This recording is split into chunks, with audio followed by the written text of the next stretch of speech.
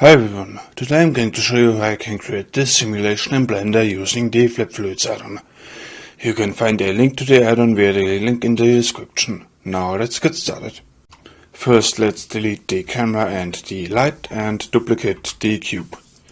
Shift D to duplicate, call this one domain fluid and the other one domain fire.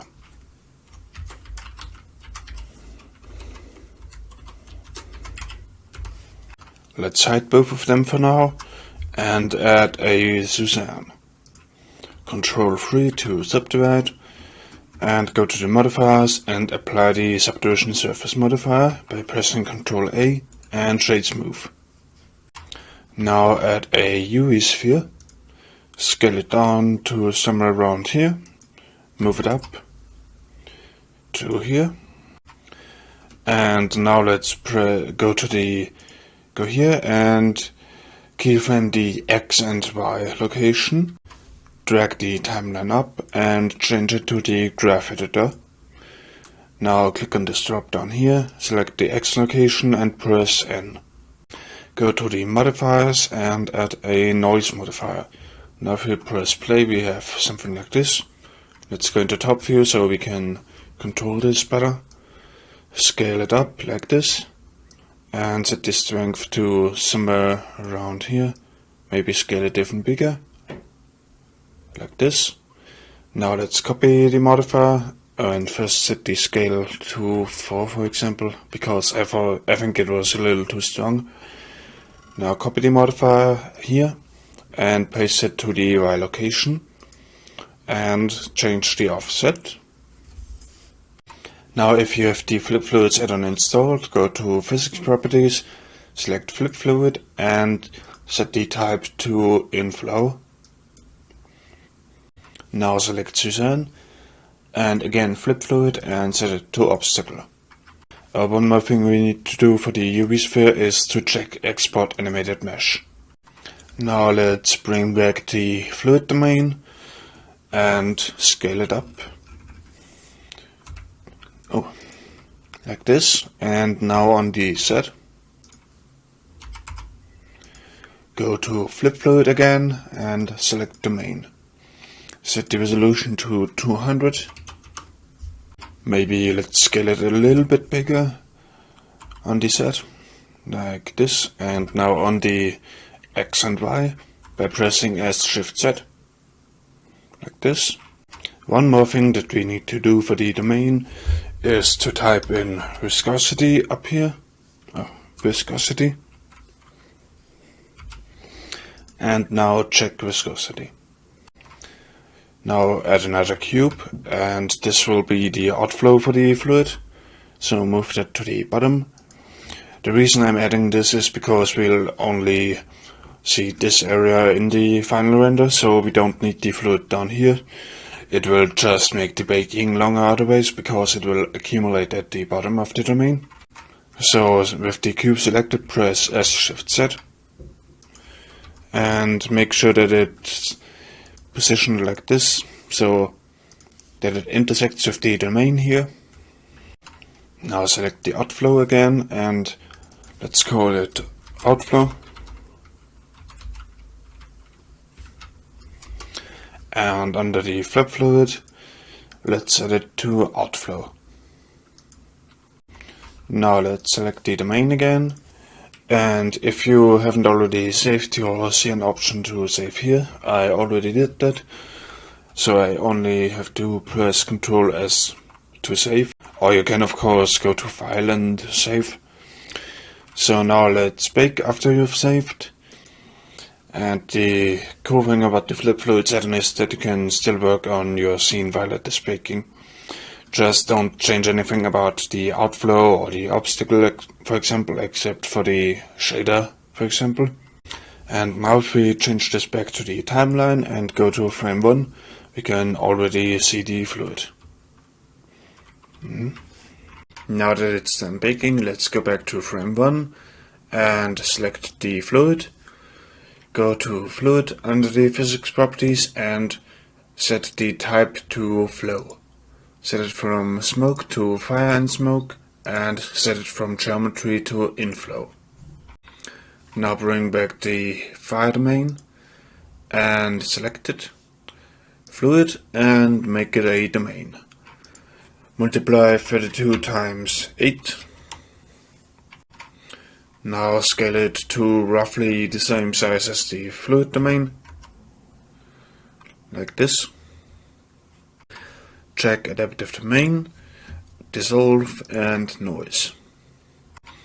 Now let's select Suzanne, select fluid, and set it to effector and guide. Select the domain fire again and go down. Set it from type to either modular or all. If you choose modular, you'll have to bake this first, and then you'll have to bake the noise. And I'm going to set it to all. Now check is resumable in case you want to cancel the bake and continue later. And let's save again. Now press bake all. Now that it's done baking, let's go back to frame 1. And as you can see, this is not entirely accurate here, but that doesn't matter because we won't see it anyway. And if we go through the animation, it will look like this. So now let's set up the camera. I'm going to position it somewhere around here. So press Shift A and add a camera. Control Alt 0 to go into camera view and position it like this. Maybe move it out a little by pressing G Z. I think this looks good. Now with the domain fire selected, let's go to shading and go to render view. I'm going to use Cycles for this. Set the world to black and go to camera view. Delete the principled BSDF. Now add a principled volume. This one. Connect the volume to the volume and set the density to 0. Now add a math node. Connect the value to the emission strength. Set it to multiply and set the bottom value to 50. Now add an attribute node. Type in heat, connect the factor to the bottom 2 color ramps, and add a noise texture. This one. Connect the factor to the factor. Now drag the black in, like this. Yeah. Set the scale to 8 and the detail to 9.2. Now go down here and drag this in. Also drag in the white and make the white black as well. Click on the plus sign and make this one white.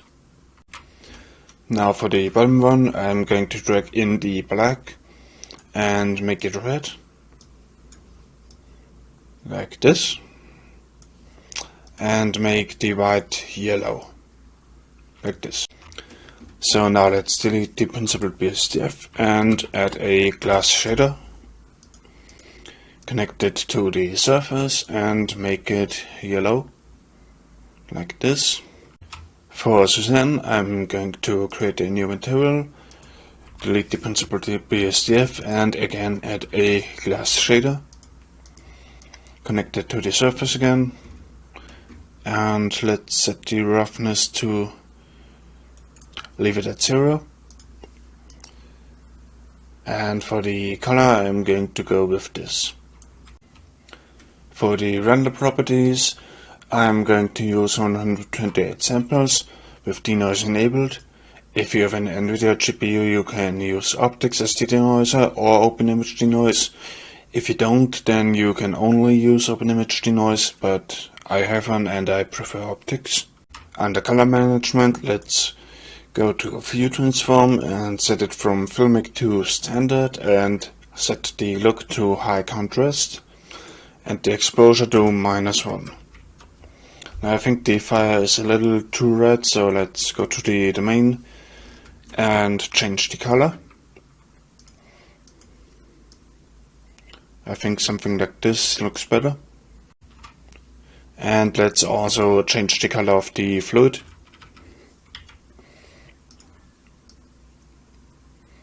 Make that more yellow as well. Now go to Compositing, and I have this setup here. To use nodes you need to enable use nodes, and to get these options you need to check denoising data.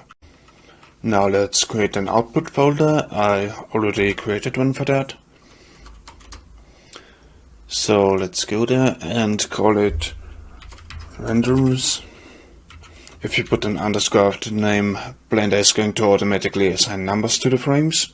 Now click on accept and make sure you use JPEG. You can of course also use PNG, but I prefer JPEG because the file sizes are smaller. Let's leave everything in the format tab here as it is. Now all that's left to do is to save and go to render animation. If you want to know how to compile image sequences into a video, I've got a video for that, and the link for that will be on screen now. So that's it with the tutorial. I hope you liked it, and please let me know what I should do next. I'll see you next time.